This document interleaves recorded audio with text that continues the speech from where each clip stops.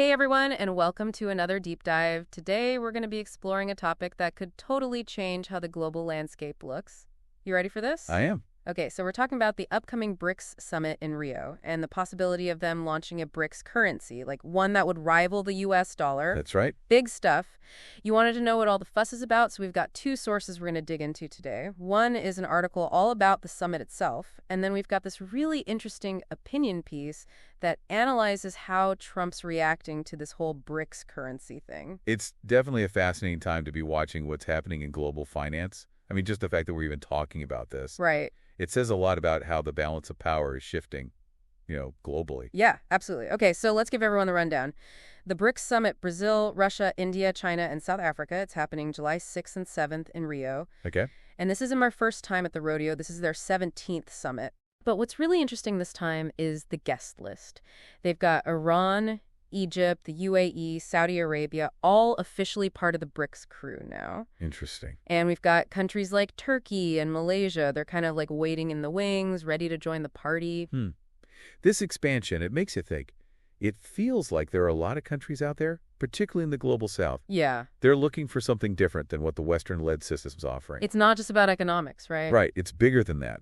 These countries, they want more of a say in how decisions are made, globally, politically, socially, even environmentally. So this summit, it's not just about, hanging out on the beach in Rio. Right. It's a pretty big deal. The article talks about global governance reforms and how they want to deepen cooperation. But let's be real, the thing that's really got everyone talking is this idea of ditching the US dollar Right. and creating a BRICS currency instead. What happens if they actually do it? That's the question, isn't it? I mean, just imagine a world where oil isn't priced in dollars, Wow.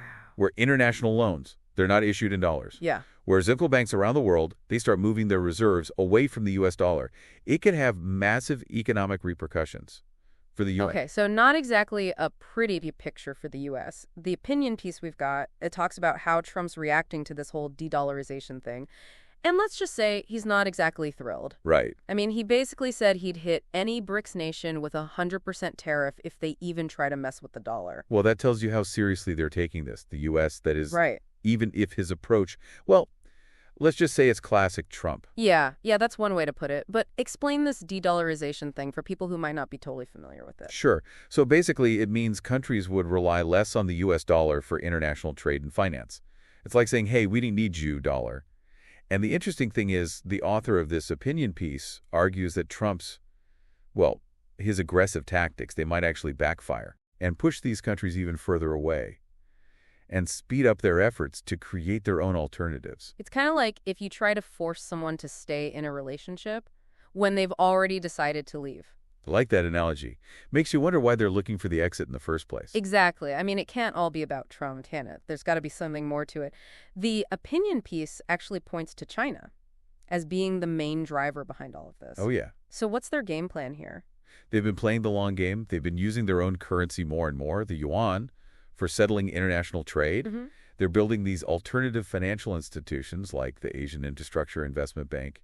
And then there's their huge Belt and Road Initiative that's creating this massive network of infrastructure and trade routes Right. that basically bypasses the traditional Western-dominated channels. So they've been quietly building up their own financial empire, while the U.S. has been, doing what the U.S. does.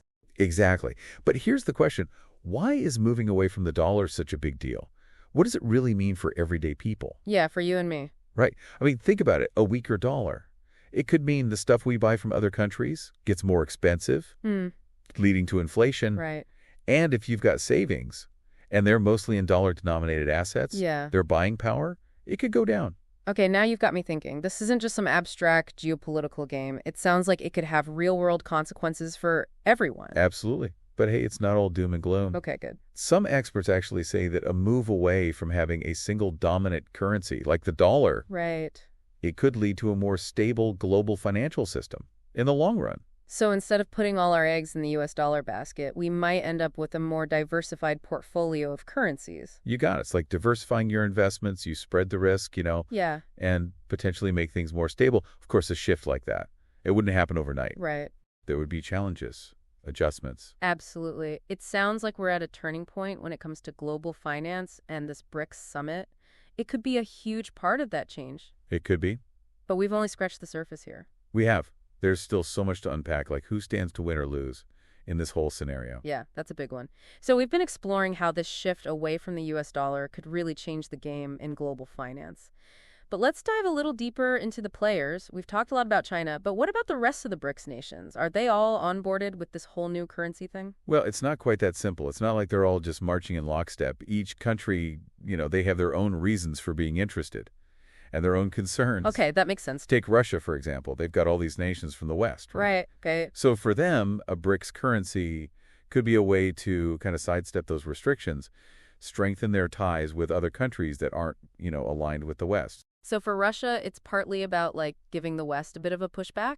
Yeah, there's definitely an element of that. But it's also about, practical stuff. A new currency could help them, stabilize their economy. Right. Make them less vulnerable to U.S. economic pressure. Okay, yeah, that makes sense. But what about the other BRICS countries? What's the appeal for them? It really depends. I mean, for some countries, like India and Brazil, it's a little more complicated. They've got these diverse economies and strong trade relationships with both the U.S. and China. Right. So for them, a BRICS currency, it could give them more financial independence, but it could also shake things up with their existing trade, create new challenges. So it's not just a win-win for everyone involved. There are definitely some trade-offs to think about. Exactly. And it's also important to remember that the BRICS, they're not just reacting to what the U.S. is doing, they're also looking ahead, trying to shape their own future. Right. The article highlights how they're focused on tackling things like poverty, infrastructure development, climate change. Within the bloc, So it's not just about, flipping the table on the existing world order. It's about building a new one. exactly, one that reflects their own priorities. Yeah, I'm starting to see the bigger picture here. But let's be real for a second. Creating a new global currency, that's a huge undertaking. It is. There's logistics to figure out, political differences to overcome. Can they actually pull this off? It's a massive task, no doubt about it. Yeah. And there's no guarantee it'll work. But just the fact that they're having these conversations, exploring alternatives, it sends a message, What kind of message? a message that people aren't happy with the status quo and they're serious about finding a new way forward.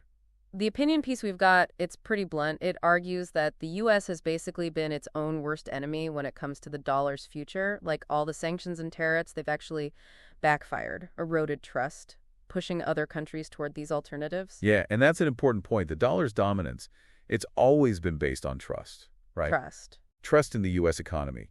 Trust that its financial system is fair. Trust that the U.S. is committed to global economic leadership. But if the U.S. starts using the dollar as a weapon for its own political goals, then that trust disappears. Exactly. And that's the danger. Once you lose trust, it's incredibly hard to get it back. So what does this mean for the U.S.? If the dollar loses its top spot, does that mean, like, the American empire is over? Are we going back to the Stone Age? Hold on, let's not get hurried away. The U.S. is still a strong country. They have a diverse economy, a powerful military, innovative industries. True. But things are definitely changing.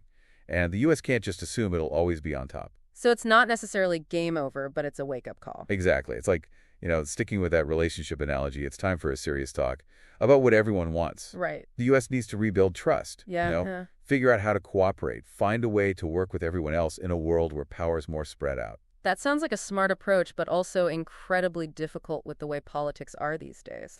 No doubt about it. But the alternative, like clinging to the past, trying to force the world to stay the same, that's likely going to be a lot worse in the long run. We've been talking about potential winners and losers in all of this, but I think we need to zoom out for a second. What does this actually mean for everyday people? Should we be freaking out, stocking up on gold bars? I wouldn't recommend building a bunker just yet, but it's always a good idea to stay informed Right. and be able to adapt, So no need to panic, but maybe brush up on my global finance knowledge? Exactly. The global financial system, it's always evolving. Yeah. And that means there are going to be some bumps in the road. Right. But it also means there are new opportunities for innovation, for growth. So it's not all doom and gloom. Not at all. In fact, some people argue that having a more diversified financial system with multiple reserve currencies, Yeah. it could actually be more stable, more beneficial for everyone in the long run.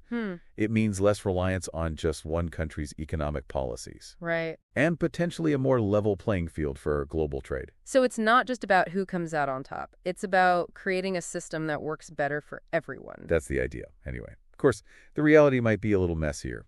But the point is, the future isn't set in stone. Right. The choices we make today, they're going to shape it. That makes me think, what are those choices? And who gets to make them? Those are good questions.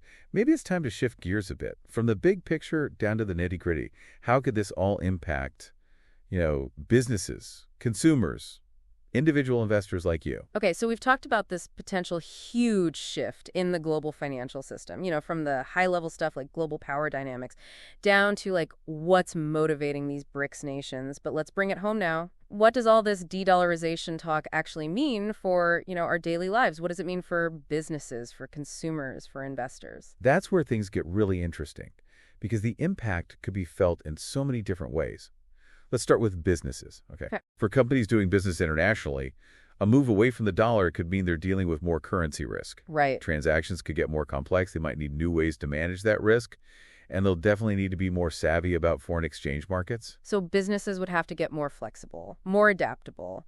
If the dollar's not the only king of the castle anymore, what about regular people? How could this affect our wallets? Well, think about all the things you buy. Yeah. If the dollar weakens, anything you buy from overseas, it could get more expensive, which could lead to, inflation.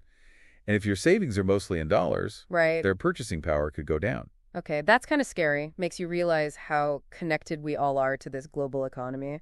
Is there anything people can do to get ready for this kind of shift? There's no magic bullet, but staying informed is a good place to start. Makes sense. Keep an eye on how currencies are doing.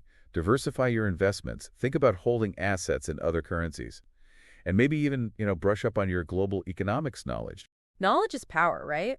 But wouldn't a move away from the dollar create some opportunities too? Oh, absolutely. I mean, for businesses, it could open up new markets, new trading partners. Right. And for investors, it could be a chance to explore emerging markets, currencies that might benefit from a more multipolar system. So, rebalance your portfolio, maybe tap into some new areas of growth. So it's not all bad news. It's not just about bracing for impact. It's about being ready to jump on those new opportunities. Exactly. Change can be scary, but it can also be a chance to innovate, to move forward. Think about all the technological changes we've seen. They disrupted whole industries, but they also created totally new ones. That's true. Sometimes you need a shake-up to see real growth. This whole deep dive's been really insightful. Helped me see past the headlines, understand what's really going on. Any final thoughts for our listener before we sign off? The global financial system is this big, complex thing, and it's always changing. All this talk about de-dollarization, about these alternative currencies, it's a sign that the system's adjusting.